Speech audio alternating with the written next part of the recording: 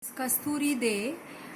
Today I'm going to discuss on a brief description of tissues, plant tissues and animal tissue. I'm doing to meet a request of one of my viewers and one of my friend. Okay, this is the description. This is a flow chart with its with the tissues, its general characteristics, some important characteristics and its functions. Okay, now the tissues, as I told you earlier, is divided into two main types: plant tissues and animal tissues. The plant tissues are of two types: meristematic and permanent tissues.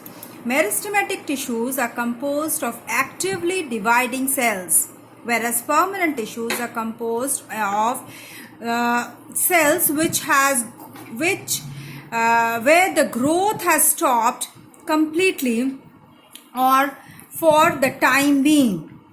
Okay, now the meristematic tissues, they help in the growth of the plant, both in length as well as in the thickness of the stem.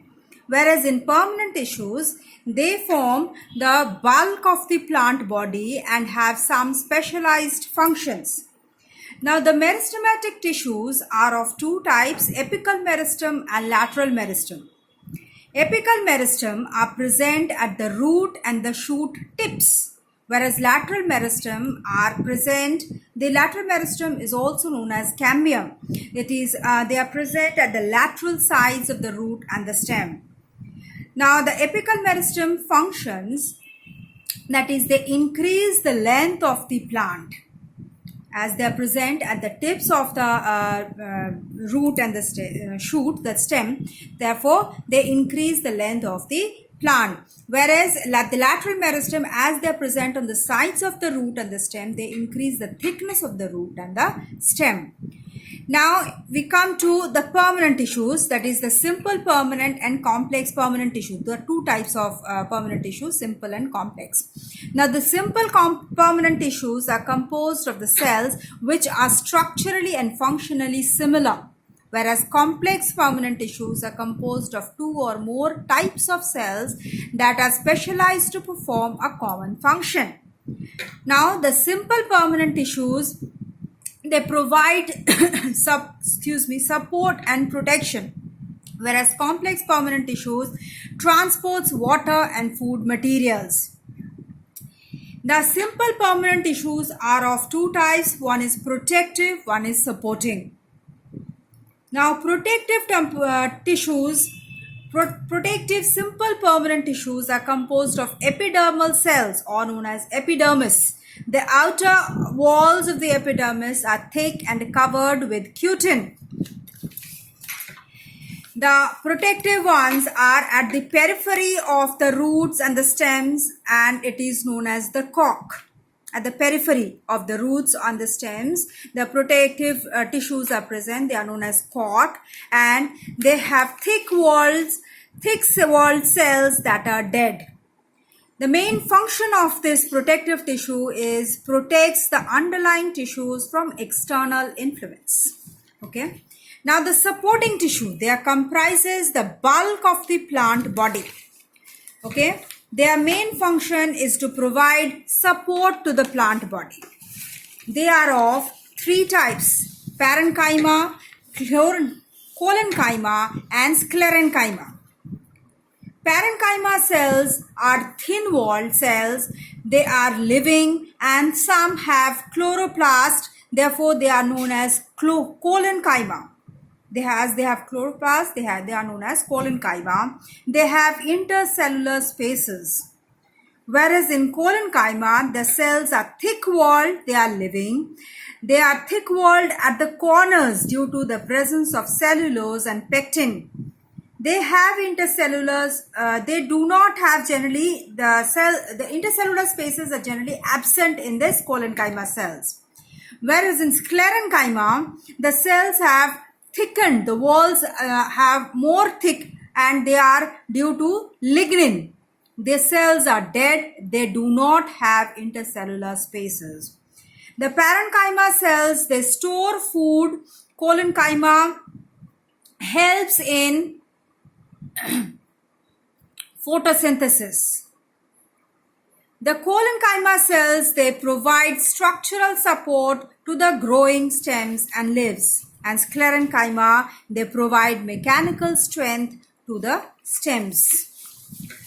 Now we come to the complex permanent tissue, which is also known as conductive tissue. These are composed of two or more types of cells specialized to perform a common function. The conductive tissues are of two types, that is xylem and phloem. They are composed of xylem vessels, tracheids, fibers, xylem parenchyma. They are dead. The vascular, they are located on the inner side of the vascular bundle. Their main function is the conduction of water. Now the phloem, they are composed of sieve cells, phloem fibers, phloem parenchyma and companion cells.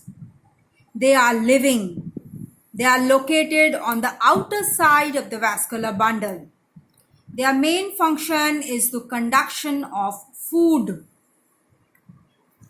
Okay, now this is the short brief description of the plant tissues. Now we come to animal tissues. In animal tissues, there are four types of animal tissues are there: epithelial tissues, muscular tissue, nervous tissue and connective tissue. Epithelial tissue, these are continuous layers of cells closely packed without intercellular spaces or substances.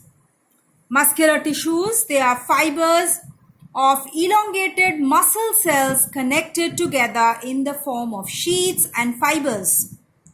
Nervous tissues are composed of long nerve cells. These are known as neurons. They have a cell body called the cyton, and a thread-like branches come out from the cyton, which are known as dendrons, and one of the dendrons elongate than the rest, and that is known as axon. Connective tissues composed of cells with intercellular spaces which form the matrix, which may be liquid, semi-solid or solid. Now epithelial tissue's main function is to cover the external surface and internal linings of the organs. Muscular tissue's function is bring about movement. Nervous tissues is responsible for controlling and coordination. Connective tissue's main function is to join different parts of the body. Now we come to epithelial tissue. Epithelial tissues are of three types: squamous, columnar and cuboidal. Squamous tissues, here the cells are flat, thin, hexagonal and irregular shaped with the nucleus located at the center. Whereas in columnar, the cells are long and thin, nucleus are present at the base of the cell. And some of the columnar cells, they develop cilia, and so they are known as ciliated columnar epithelium. And these cuboidal tissue, the cell's height is equal to the length with nucleus present at the center. Here also the nucleus is present at the center. The squamous tissues' main function is to protect as they are present on the outer layer of the skin. Columnar tissues, they have some different functions like secretory. They are present in the inner lining of the stomach and intestine. And some ciliated columnar epithelium are present on the inner linings of the trachea, bronchial tubes and nasal cavities. They move particles or fluid over the epithelial surfaces. Cuboidal epithelium main function is absorption as they are present in the inner walls of the kidney tubules. Now we come to muscular tissues. They are of three types: voluntary, involuntary and cardiac muscles. The voluntary muscles are cylindrical and unbranched. Dark and light bands are there. They're known as striations. So the voluntary muscles are called striated muscles. They are multinucleated. They are under our control, and that they are attached to the bones. So voluntary muscles are also called skeletal muscles. Now, involuntary muscles, they are spindle-shaped. No striations are present on these muscles.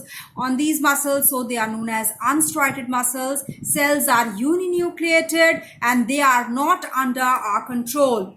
Cardiac muscles are cylindrical and branched. Striations are present. They are uninucleated and they are not under our control.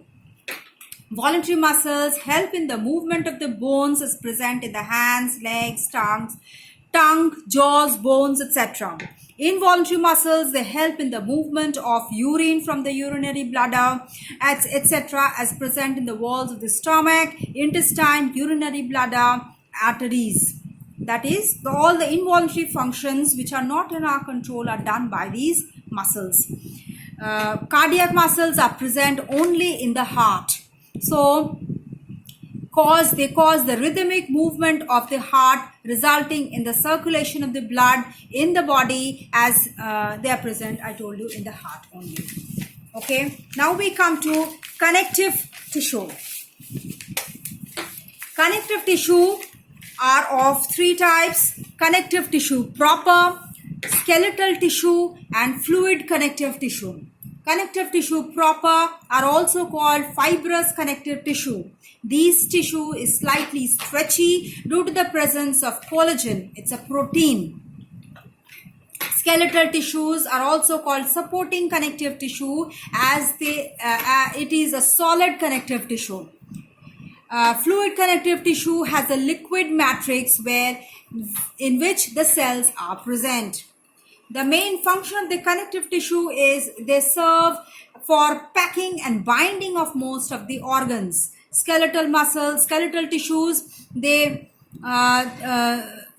provide support to the body of the vertebrates, and they form the endoskeleton of the vertebrates.